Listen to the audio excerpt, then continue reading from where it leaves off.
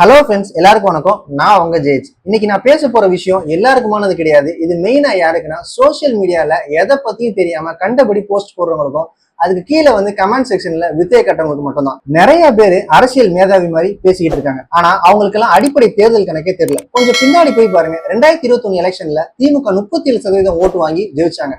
அதிமுக 33% வாங்கினாங்க. அப்போ 33% பேருக்கு திமுக பிடிக்கலன்னு தான் அர்த்தம். எலெக்ஷன் எப்பவுமே மெஜாரிட்டி கணக்குல தான் நடக்கும். ஆனா இன்னைக்கு நிலைமை என்னன்னு பாருங்க. 60 வருஷம் பாரம்பரியம் கொண்ட பெரிய கட்சிகள் எல்லாம் சேர்ந்து நின்று திமுக 24%, அதிமுக 21% தான் வாங்கியிருக்காங்க.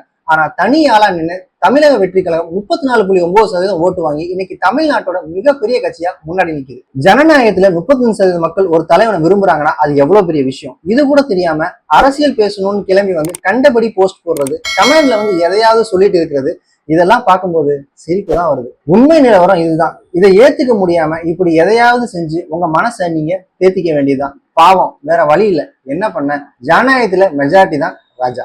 இந்த வீடியோ உங்களுக்கு பிடிச்சிருந்துச்சுன்னா கருத்துக்களை கமெண்ட் செக்ஷன்ல சொல்லுங்க. லைக் பண்ணுங்க, ஷேர் பண்ணுங்க. இன்னும் இது மாதிரி அரசியல் மற்றும் சமூக ரீதியான விஷயங்களை நீங்க நிறைய தெரிஞ்சுக்கணும். நம்ம சேனல் சப்ஸ்கிரைப் பண்ணிட்டு பக்கத்துல பெல் ஐக்கானை தட்டி விட்டுருங்க. அடுத்த வீடியோல சந்திக்கிற வரைக்கும் பாய்.